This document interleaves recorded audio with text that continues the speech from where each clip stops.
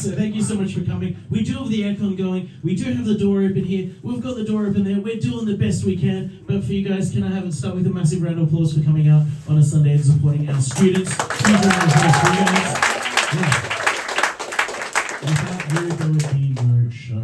So I'm Dave, and I have the privilege of working with a lot of these guys and getting them match fit. For some of these, it is the first time that they'll be doing it. It might be the last. And for others, they are returnees. So some of them, I think, actually learned a couple of years ago, which is quite fun. It's nice to see them return. So here at the Sydney Comedy School, we do a whole bunch of courses and classes. This is our grad show. We do this every couple of months, and we're very grateful for you guys for coming along. We do have, roughly eight people for you today. I'm bad at maths, that's why I do comedy. It's not a real job. And we'll all be telling you our stuff, and you'll get to learn all about us, maybe, I think. So the other day I was going on a date. It was a very long time since my last date. It was on one of the apps, so I was quite excited. And she obviously knew my name, because it was on the app, and she knew what I looked like. And then I arrived, and she looked me up and down, and she was like, "You don't look like a Dave." Yeah. So I asked around.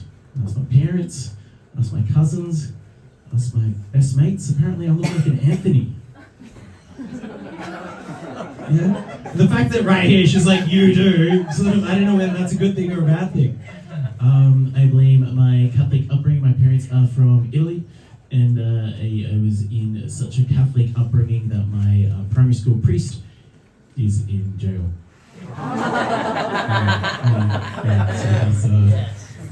He got the culture right, he got the brief. I have a couple of shows coming up in the Sydney Comedy Festival, which is going to be very fun. One of them is about therapy. So my dad is a scientist, and that's got absolutely nothing to do with my pursuit comedy. It's nothing to do with daddy issues. And my mum is a therapist, and he doesn't believe in mental health, and she doesn't believe in science, so it ended in divorce pretty quickly. And I got this show, The Unhelpful Therapist, and what we do is we get everyone to write down their really petty problems, and then we go through them and find really petty solutions. So if anybody has wronged you, this is the show for you. It's very cathartic. We give people a little bit of paper to write, and some people use the back, and then they ask for their friends, and they just keep writing the entire show. It's great. It's very cheap, much cheaper than actual therapy. So if you guys are interested, please come to that. It does start in a couple of weeks at the Sydney Comedy Festival. But that's it for me. Are you guys ready to hear from the shows of today? Yeah? Well, I'm going to jump off stage, and you guys are going to give some massive applause, because that will help. Yeah? If you're having a good time and you're smiling, you can also add a woo or a... So let's have a go of doing that. Let's pretend, yeah. Let's do that.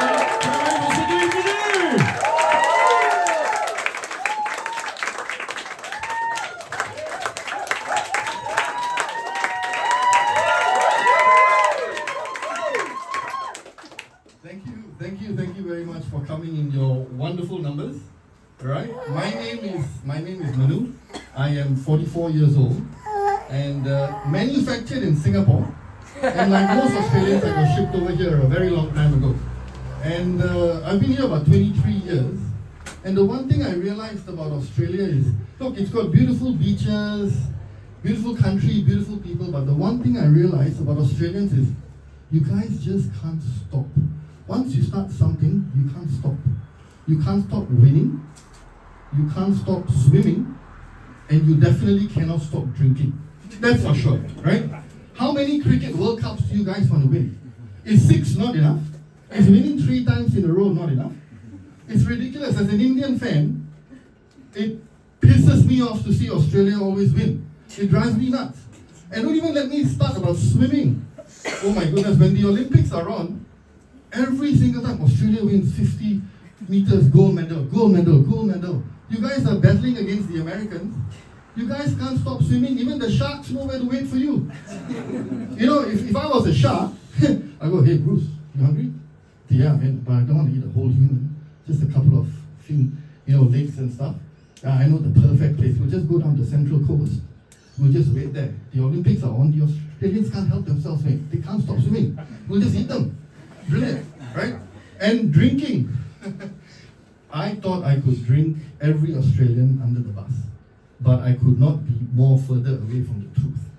I went to the bar, and we just had beers after beers after beers. Then we had the shots come in, and then you know that point where you are happy drunk, but if you have that one beer a bit too fast, you get fucked.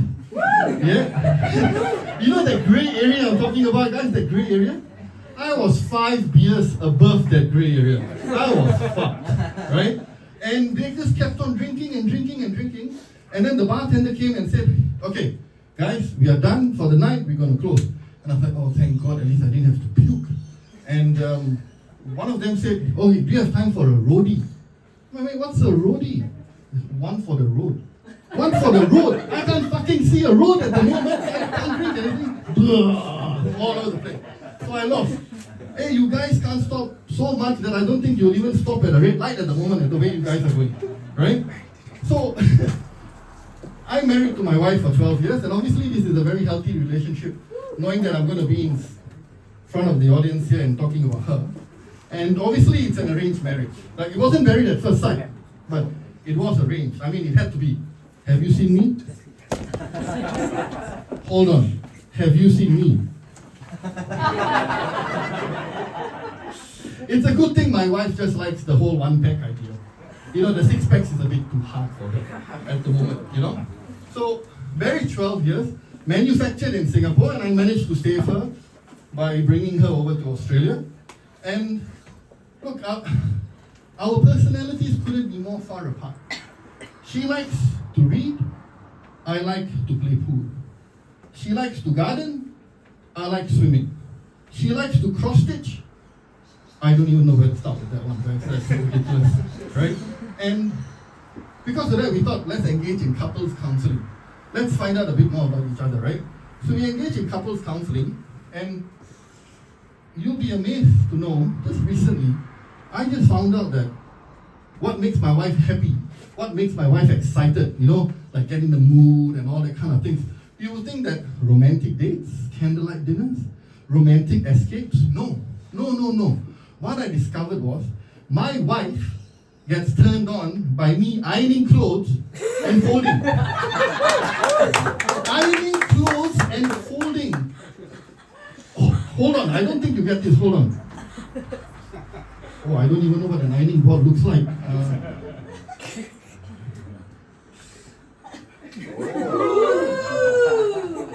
This turns my wife on. Oh my goodness, it's ridiculous, right? And the other. You should try mopping. Oh, hey, if there's anything with a broom and a stick, I don't want to know where the broom ends up. You know? And so I'm like, I didn't know you find this. No, I really find it really hot. And then I was just thinking about it. How do I talk dirty to my wife? Hey, darling, I want to fold you and show you my straight lines. Like, it's so awkward. It's just so awkward, right? And the other thing we like to talk about is, in counseling, obviously I'm not perfect, but this is just to select my wife today. Her absolute addiction to Amazon Prime. Okay? It is ridiculous. During Christmas, our front door looks like the perfect masterpiece of a Tetris game that is played for hours. Right? It's just absolutely boxes after boxes after boxes. Right? So, and I go, what's this addiction? And I was like, okay, we gotta talk about this, we gotta discuss this. So I said to my wife, you know what? Let's go out, let's have a romantic date, let's have candlelight dinner. And this was before I found out about the ironing stuff, right? And she's like, no, it's okay, we gotta rein it in, we gotta save money. Next day the Amazon driver comes and there's this big package, and I look at it, I go, okay, it's a salad spinner. Okay? So I go, okay, this is interesting. So wait for my wife to come back home, and I said, darling, what's that? Oh, that's a salad spinner. Yeah, darling, I know how to read.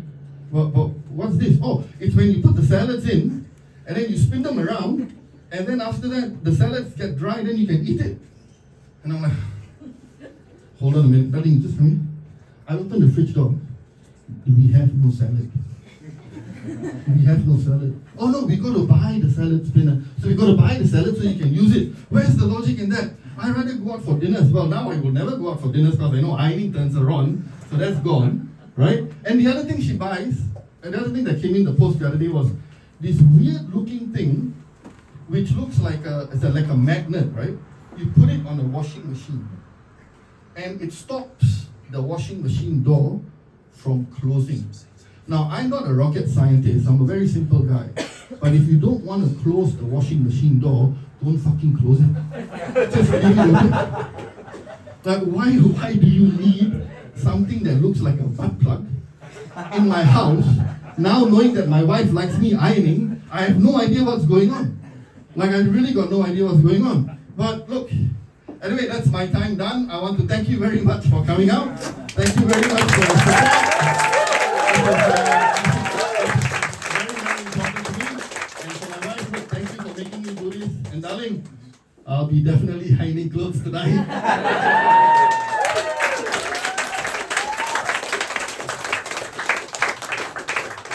And we got a couple people going to the front. Off you guys going. Quick, quick, quick. Quick, go, go. Everyone's waiting for you. And welcome to the stage next week with Helio.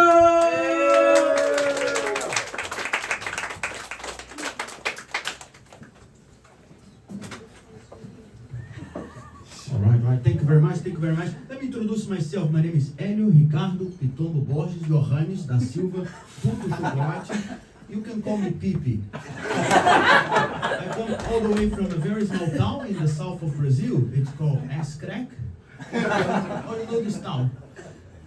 So I'm actually half Brazilian, half Colombian. Brazilian from my mother's side, Colombian from my father's best friend's side.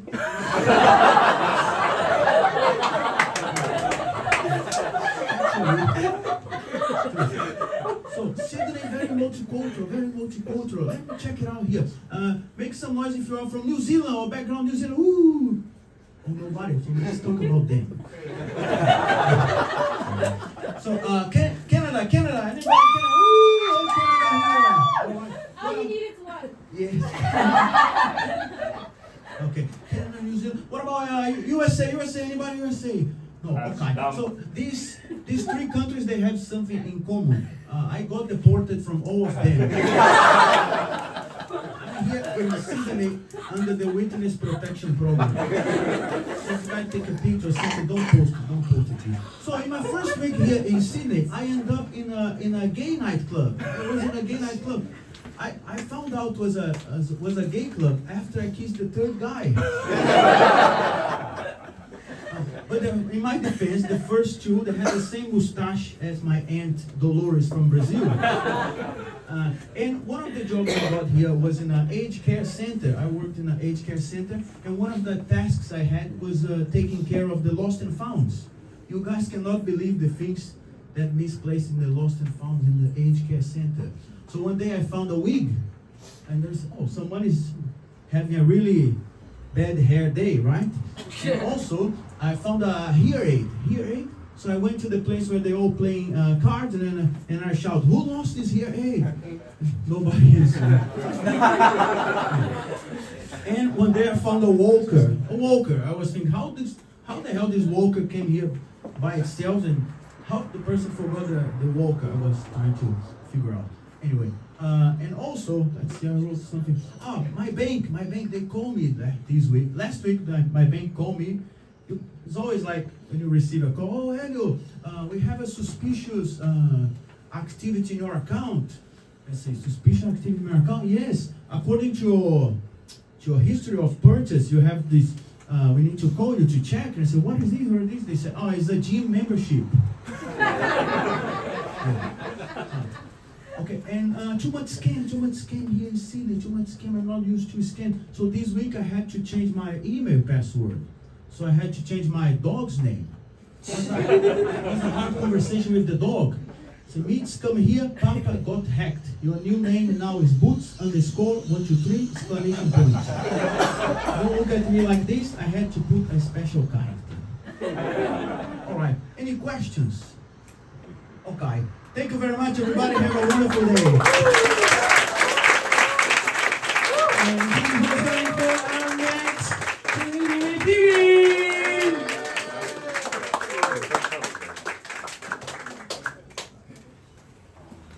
Give her another applause. Yay!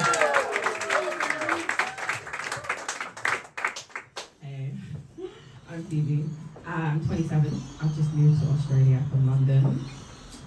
No one from London, okay, it's fine. You can probably tell from my accent anyway, but you can probably tell from the rest of me I'm not really from any of these places, but it's fine. I'll just pretend I'm from London. And yeah, I mean, when I came here, I had some expectations from Australia, obviously, like TikTok propaganda. I expected like big spiders, kangaroos, you know, happiness. I love British people. I love being British, but British people are not happy. They're not happy people. I don't think anyone who's actually happy drinks that much. You're probably thinking, oh, Aussies drink a lot, but I think the context is really important. Like you guys, you have sunshine, you're with your friends in the evening, you know, it's warm. That's a party. Drinking because it's raining and it's dark at 3 p.m. is a problem. It's not the same thing. So I had to get out of there. I'm single. Woo! Oh yeah,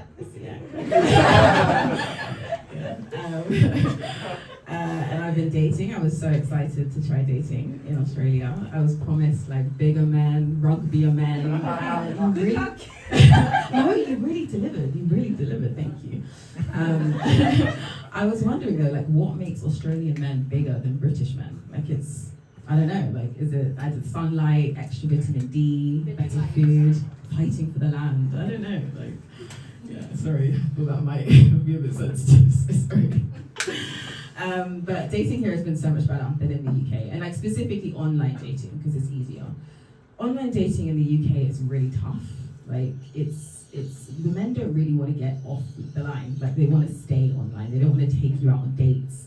They want to send you love letters and leave it there. You never meet them. And some, I mean, I don't know, some people might find that romantic. If you watch like Bridgerton and stuff, maybe you want to send love letters to a faraway lover 7 stops away on the train and like, you know, you'd love it there, but that wasn't for me. So I'm really appreciative of Aussie men actually. Like I swipe right, we chit chat a little bit, bish bash bosh, we're on a date. And before I knew it, I had this beautiful man, like beautiful eyes, arms the size of thighs coming towards me. Like, I'm so happy to be here.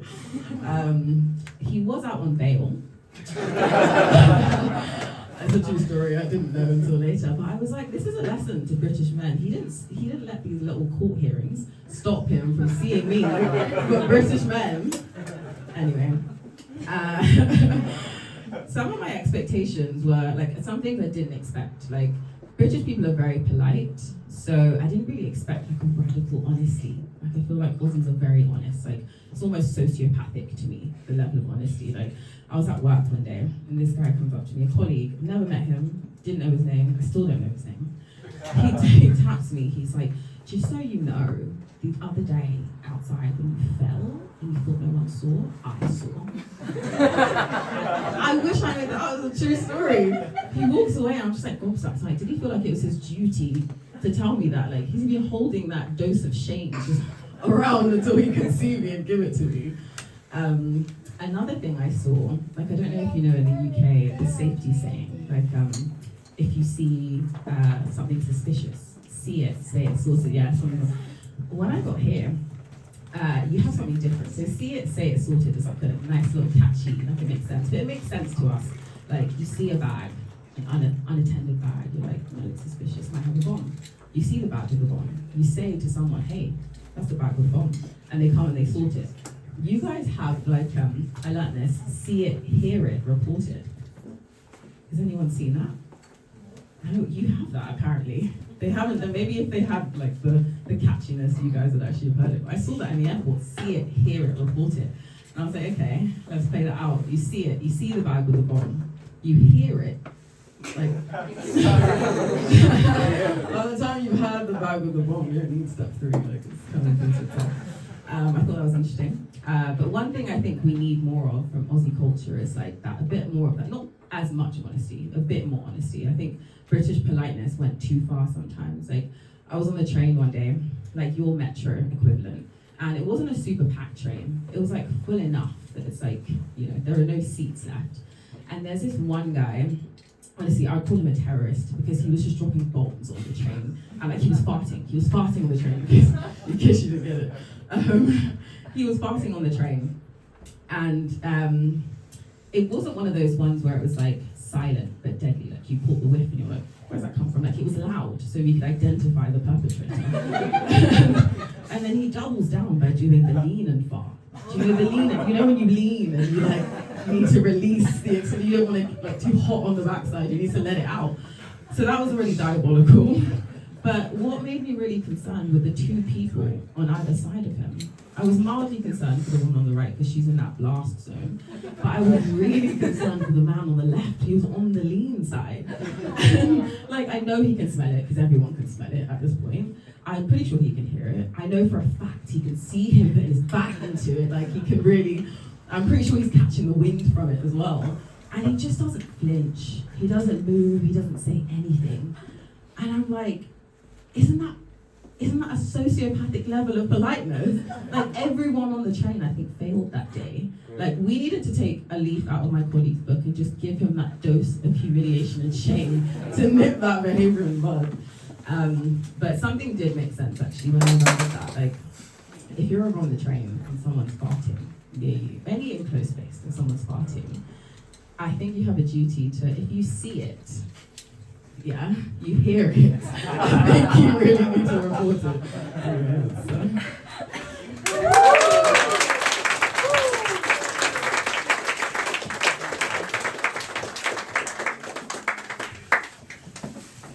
And keep the applause going for our next comedian. We have Jake!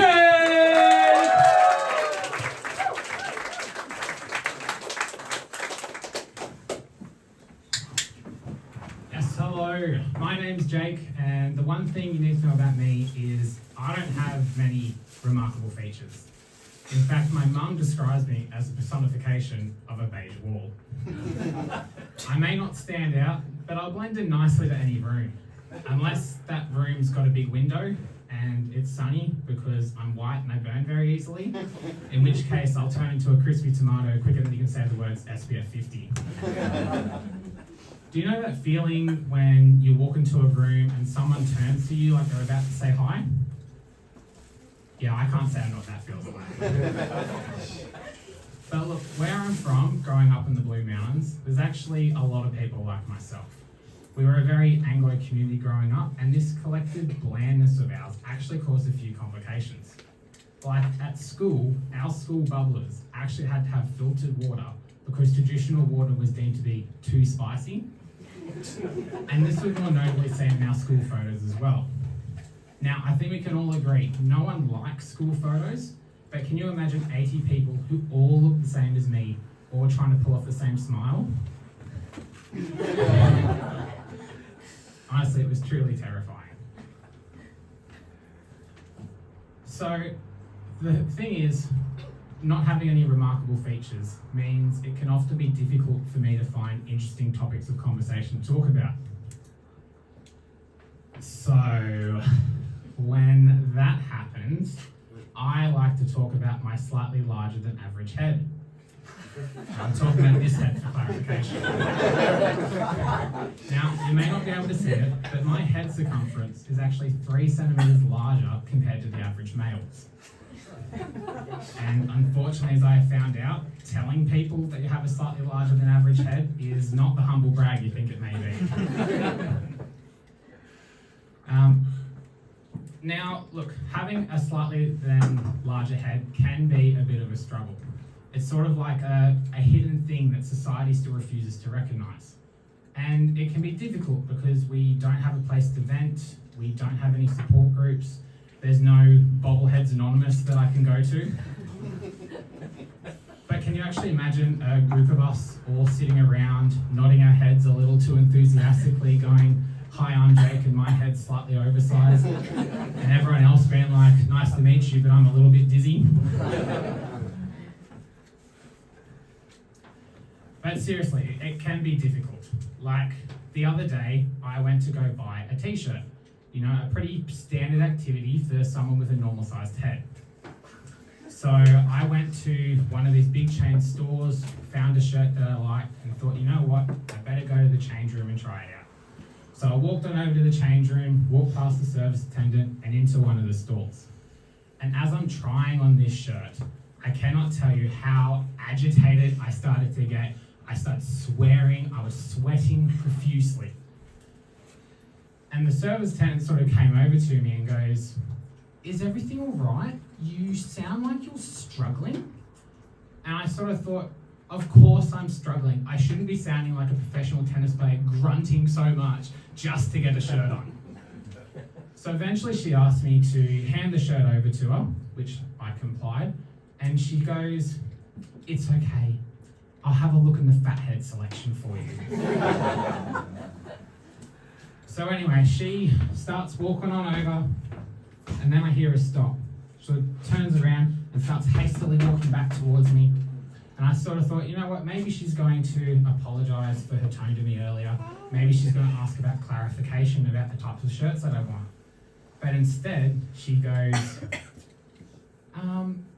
"Is there a reason why you're trying on a child's t-shirt?" So, look, I know I joke about it, but having a slightly larger than average head does actually have its perks. Like, for example, when it comes to my phone storage, I never need to pay for iCloud due to having an endless supply of space up here. Well, actually, I've worked this out. I have about an extra 30 gigabytes of brain data compared to the average person, which, according to iCloud, is a saving of 89.4 cents a month. But if you see me with a new ballpoint pen in 12 months' time, you'll know where I saved the money from. So I am a physiotherapist in my daytime job, and whilst it's a pleasure helping people out in their health journeys, it definitely comes with its challenges. Like the amount of times people ask me for free massages, the requests I get for free health advice. But the biggest challenge of all is actually getting people to spell physiotherapist correctly. I got an email from a doctor the other day, and I knew they were a doctor because it said it on their email signature. And the email read, "Dear physiotherapist, I'm inquiring about your services." Except that the physio part of physiotherapist was spelt F-I-Z-Z-Y-O. And that wasn't even the worst of it. There was a couple of uncomfortable spaces in the email as well. So what the email actually read was, "Dear physio, the rapist, I'm inquiring about your services." Now, I had no idea how to respond to this, so I eventually just decided, please note, I don't support these services. To which they eventually responded back to me saying, just simply, "Thanks, physio-terrorist." Alright guys, I think I need to head to the Kmart Kids section to get myself a new shirt. Thanks for listening.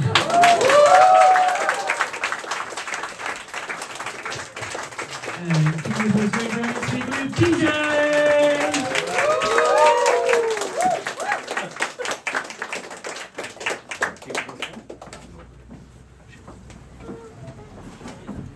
And let's give TJ another round of applause.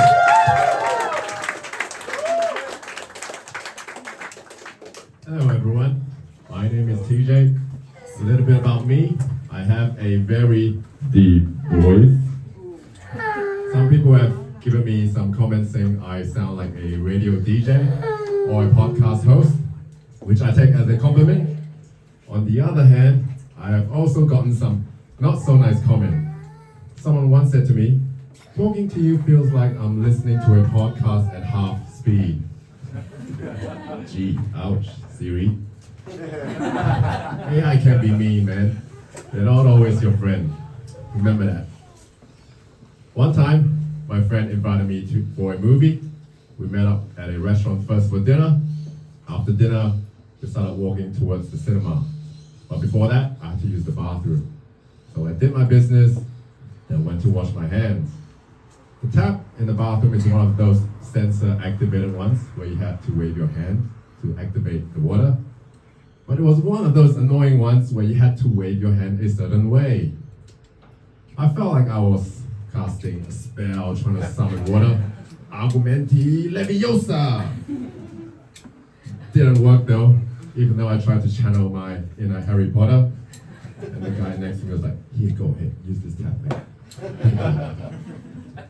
After that annoying experience, I got out of the bathroom and then My friend walked up to me with a look of horror on his face.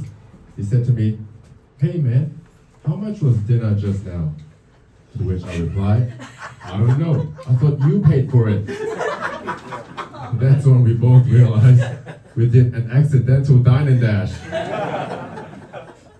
My friend was staring at me so hard that I thought he was going to admit to me that he'd been using my Netflix account without telling me. Or that he took a bunch of cash out of the tip jar from the restaurant. So we had a little laugh. We felt so gangster that night. So much that we thought, why not push the limit that night? Why not try and steal some popcorn from the candy bar? We did. We stole 7 popcorn. 7. You know one thing I love about living in a major city? I love the traffic jams. Hear me out. There's something oddly comforting about being in a sea of cars, looking at the sunset with a bunch of strangers who are equally annoyed. It's like we're all in a forced meditation session. Instead of chanting Om Namaste, we're more like chanting, "Come on, move already!" And let me tell you, there's no better way to discover new music than being stuck in traffic. It's like you're in a mobile festival where every single car is blasting a different tune.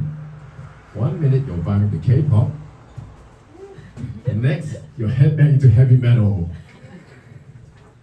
It's like Spotify on shuffle, but with more honking and road rage to it. When you're at the grocery store, self-checkout machines are supposed to make your life easier. But they're more like passive-aggressive co-workers sometimes. So you scan an item, beep, put it to the side. The machine will then say, "Unexpected item in the bagging area." It's like the machine is trying to say, trying to act like I'm stealing something high value like caviar into my shopping bag. "Please place item in the bagging area." Yeah, I just did. Pasta's right there. And before I did anything else, it will say, "Item removed from bagging area." I didn't even do anything. It's like trying to argue with AI. You're never going to win. So I got home and I asked Siri to read out the step-by-step instruction for the cooking recipe for the pasta. And you know what Siri said? She said, "Would you like me to read it to you at half speed so you can understand?" See, I told you AI is mean. At least to me. Thank you very much.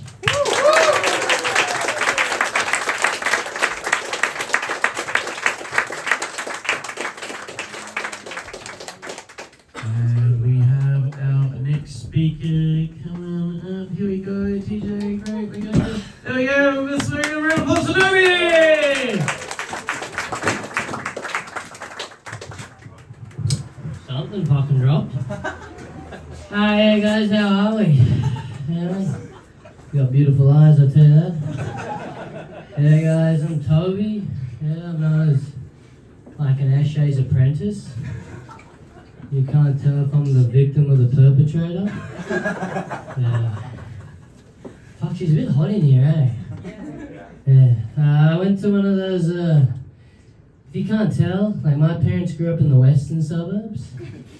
You know the mums are your dads, and the dads are out on parole. But I went to one of those private schools in the eastern suburbs. You know the mums are your... Wait a minute. Where did I go? Yeah, I went to one of those private schools in the eastern suburbs. You know the mums look like daughters, and the dads look like Epstein's. You gotta hold your breath, you know. You do something bad, you get in trouble. But if you do something real bad, they help you get away with it. Like, if I get caught with my socks pulled down, I'll get suspended. But if my pants pulled down, you get a scholarship. You know? Private schools are like those, you know those dog parks with a muzzle over its mouth? Like, no, he doesn't bite, as long as you bring 2 friends and a witness. It's getting a bit dark. We got a pretty diverse room, bro. God just dipped this crowd in a fucking bottle of races. I don't know. Fuck. Sweating like Mike Tyson, man. Yeah, what else? Something about a ride along. Yeah, my mum works pretty hard in law. I can't say that she does, but when I was a kid, like, she wanted me to be a police officer when I was like a troubled teen, so she made me go on a ride along with these two cops. Mind you, I had like half an ounce of weed and a scale in my pocket. I'm in the car, and the cops are pretty cool. Today, I arrested this guy that I knew. He gets in the car, they're like, "They got you too?" Like, I don't know this guy. Like, no, you give me the extra gram every week, you know? I don't know. Lesbians are pretty cool, man. Anyone date a lesbian? They're missing out, man. I got the vibe of like, I'm a guy and I'm like the lesbian's experiment, you know? You know what I mean? I'm dating this girl. She doesn't know she's a lesbian, but I know. I got LMD, like suffered like lesbian magnetic disorder. It's like I'm like, "Where's Wally?" and they're just looking. You know what I mean? You guys don't read. Yeah, and I remember when I was 15, right? I was dating this. No, when I was 15, I met this girl. You know, we were dating. I lost my virginity, and I thought it was love. And the next day, she was like, "I'm a lesbian." It's not funny. It was pretty hurtful. No, but like people were giving me shit. People give me shit like, "Hey, bro, you turned her lesbian." You know, like it's a bad thing. In my mind, I was like that's the best case scenario, because if you think about it, like the deed was just so good. She just tried it once and was like, "I'm full." She just got like a lifetime supply in one go. You know when like Michael Jordan, like he got 6 rings, he was so good at basketball. He was just like, "I'm gonna go to baseball." Okay, no basketball supporters in the room. I don't know. Yeah, man. What else? That's my clean material. Yeah, I got a sister. My sister's got my sister's like a nose ring ballistic, but fuck. Just sit in it. You look like you're having a good time. My sister's a nose ring barista that can deadlift 300 kilos. So like, she's got real like big clit energy. You know what I'm saying? Like she's pretty scary. And she's got BPD, like bipolar, and like, you know, mental health. I don't think anyone talks about the pros nowadays, you know, like her BPD taught me everything, you know. She taught me how to insult. Yeah, last week she told me I look like the tallest kid in year 6. Like Justin Bieber, pre-Diddy. Yeah, that's a compliment, right? Yeah. Just want to tell you that too. And then she told me how to diffuse situations. She just got BPD, so we get in arguments. Like I'll eat the last grape in the fridge, and she's like yelling, throwing plates. I'm like, I didn't know, you know, it was the green one. And she's like yelling, throwing plates, and I'm like shutting down with my like normal dick energy, right? So now she told me how to diffuse. I just turn around and moon her.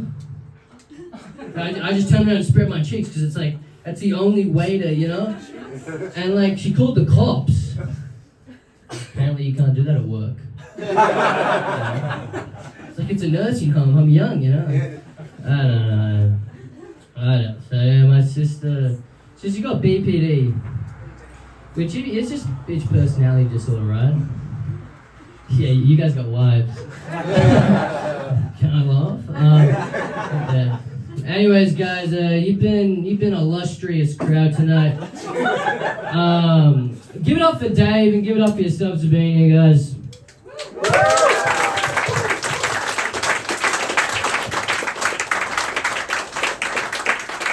And we have making the way to the stage, we have Abhinav!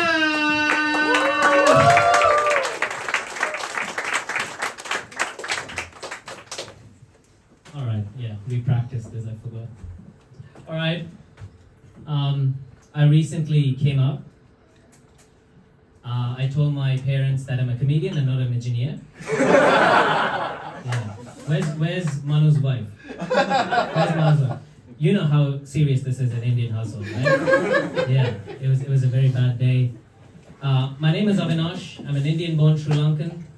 My pronouns are decided by my parents, just like my career and my marriage. Yeah. I know Phoebe asked this, but I want to ask this again. Like, no one from UK in the crowd, right? Oh, you? Okay, I want to say something. I used to date this girl from the UK, and I robbed her. I stole most of what she had, and You stole her heart. most of it. But even the physical things I'm talking about, right? And she caused a scene, and I said, "Shut up! Allow me to teach you a lesson on Indian history."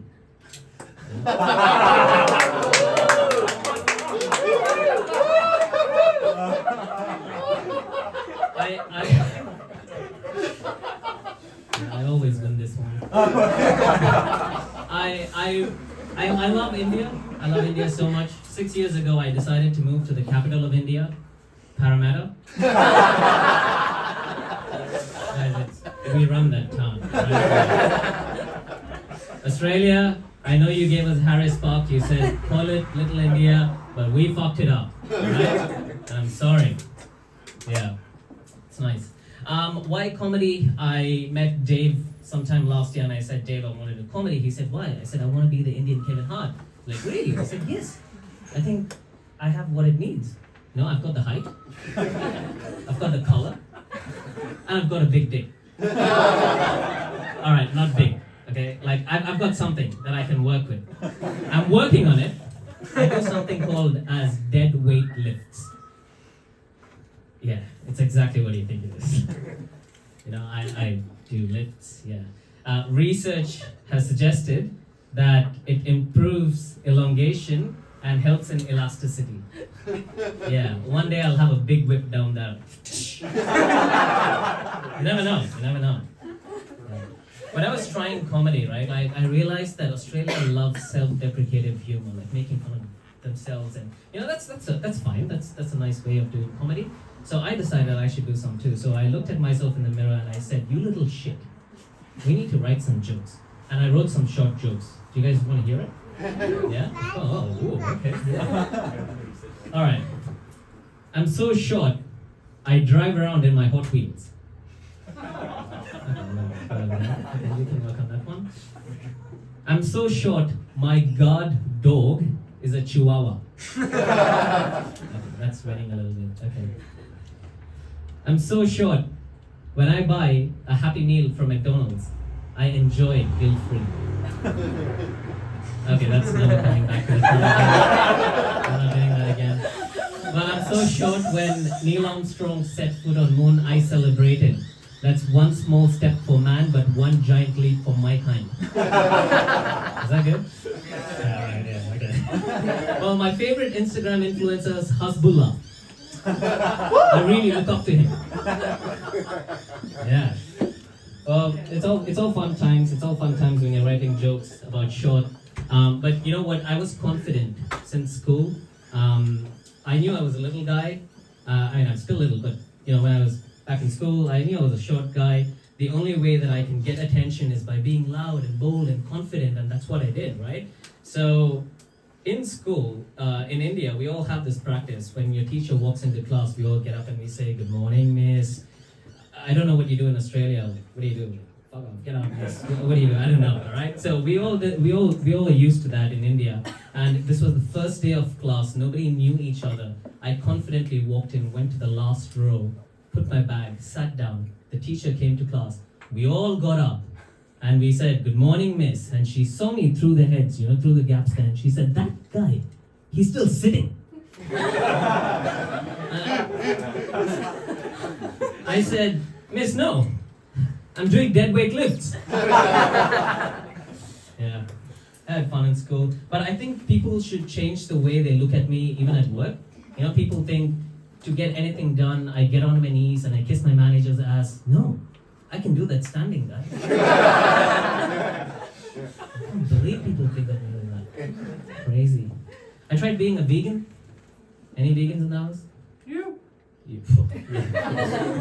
Yeah, I tried being a vegan but gave up. But it was fun, you know. I could feel healthier. I could feel clear in the head, and I could pick up chicks from Newtown so easily. So easy. You know, just go say, Om Yoga Namaste. Yeah, you don't. You know, got it. Yeah. It was a great time being here in Australia. It's not like I'm leaving. You know, I still have a lot of fun. You know, my motivation to do comedy is my father, actually. You know, I went up to my dad and I said, hey dad, I'm seriously thinking of doing comedy. He said, haha, nice joke. I was so motivated. It's like, yeah, he's giving me the green signal, I gotta go doing it.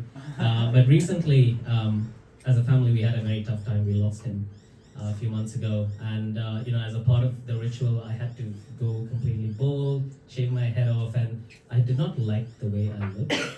I looked like the alien from E.T., directed by Steven Spielberg. That was so weird. And I just continued to notice my entire body. You know, and I noticed that my inner body, like my chest and my thighs, were a lot more fairer than my limbs and my neck. And I told my wife, isn't this so weird? She was like, oh, that's common sense, because your limbs and your neck is more exposed to sunlight than your inner body and your thighs. And I was like, then why is my dick black? Guys, that's my time. Thank you so much.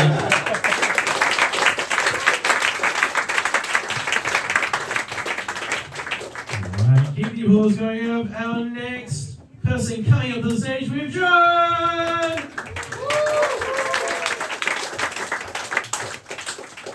Hello guys, my name is Captain John Silva. Call me the captain because I always want to be a pirate, like steal some treasures and stuff. So my childhood was really tough. You know, when I was a kid, I did my first crime. I was professional thief. But don't worry, I don't steal money or toys or any stuff. I was obsessed stealing lemons.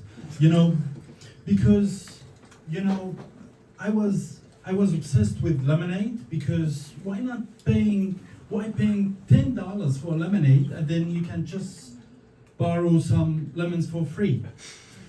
So my neighbor had a big lemon tree, so I thought maybe I can sneak in and just borrow some lemons and do some lemonade for free. It was a great idea. I did that for the first time. She caught me. She was like, oh, you little thief.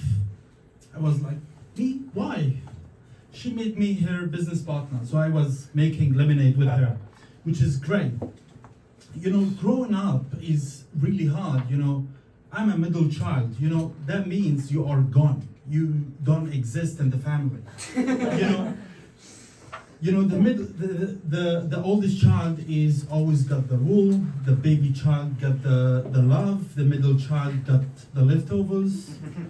You know, it's really hard. You know, one time my mom came up to me and told me, "Oh, honey, the milk is expired. It's your father's time now." I was like, "Why?" I want some milk, so I thought maybe why not poisoning my mom's milk? So I thought, I got scared because I thought, oh what, wait, what if my dad got killed because of me? That's crazy, you know? Yes, so, you know, my dad, speaking about my dad, my dad is obsessed with wrestling. Like he loves watching martial arts. So he thought maybe he can sign me up for defending myself. Maybe I needed to defend myself. So he signed me up with taekwondo class. And on the first day, I was beating up with a girl. You know, just imagine I quit on that day because my dad was laughing at me, and that girl, like, just imagine seeing that girl in the road. It's hard. So every time my dad will come at home and bring his friends and will say, "Hey, come show them some moves." And I was like, I was doing just one kick. And they were laughing at me just like it was like a comedy show. It was crazy, you know? Okay, thank you guys for me.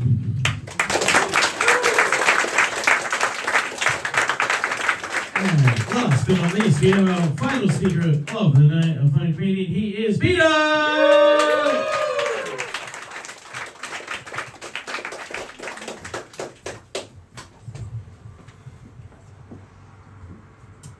Hi guys, my name's Peter. Now I'm privileged. I get paid to listen to people's problems for work. My therapist used to listen to mine, but then they oddly stopped responding to my faxes. So here I am making mine yours. You're welcome. You know that little voice in your head that tells you you're not good enough? Yeah, mine's got a whole production crew, breaking updates, panel of experts, all doubt, all the time. Welcome to Self-Doubt News Network, where fact-checking is banned and overthinking is embraced. Breaking right now, 61-year-old thinks he's funny, self-doubt heckles him, sympathy laughs don't count, mate. Arguing with my mind's a bit like fighting a seagull for a hot chip. There's flapping and squawking, chaos, dignity gone in a flash. Even the seagull's like squawking like, mate, just let it go. Zen seagulls. Did I miss the Attenborough doco? Now, for work, I used to mine for gold. Now I mine for something even rarer. Male vulnerability. With gold, at least you get some clues, you know, you get geological surveys, Bruce with his mullet, a tan and a dream. With men's emotions, just drill down and hope you don't hit emotional granite, otherwise known as I'm fine. And if you do find something, good luck extracting it. It's like hitting an underground gas pocket. One wrong move and boom, you're getting a stroke-by-stroke replay of his last golf round. Now, of course we have emotions. We just hoard them for special occasions. Like when Warnie died. Blokes who hadn't cried since their last ute broke down were suddenly sobbing. He wasn't just a cricketer, mate. He was our spiritual leader. The zinc, the highlights. Now, as a comedian, I make a fantastic psychologist, but a terrible date. Turns out, how does that make you feel is quite redundant when you're looking at a face processing 20 years of unread manscaping memos. Also, turns out that huge commitment issues I'm not really a turn on. But on the plus side, ladies, I don't ghost. We therapists just call it leaving space. Now, speaking of therapists, going out to brunch with my therapist friends, it's all scrambled emotions with a side of unsolicited diagnoses. I order a coffee and they order a full emotional audit. I order smashed avo and toast and they make me share to work on my control issues. Recently I went home with Gertrude. Now, a therapy guide for my attachment issues. Trouble is, Gertrude's a bit of a self-help junkie. Recently she listened to a podcast on enmeshment, and now she's setting better boundaries than me. No texting after 8 p.m, no goat's cheese for me ever again, and she's demanding organic hay, like I'm running some sort of goat wellness retreat. Breaking news right now, 61-year-old tries stand-up. Gertrude labels it a midlife crisis and immediately leaves space. Thanks, you've been wonderful.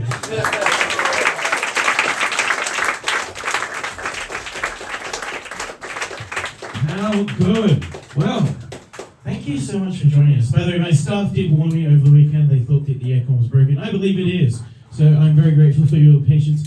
and we'll fix that for the next time you guys come back. That is all of the guys tonight. We're super grateful for you guys for coming along. If you know any of them, please go out with them. Please tell them they're all funny. They will pay you in love and adoration afterwards. Yeah, I guarantee you'll be handsomely rewarded. Thanks so much for coming along. If you're ever keen to learn some comedy yourself, you know where we are. And thanks again. Have a lovely night. See you guys. Catch you soon.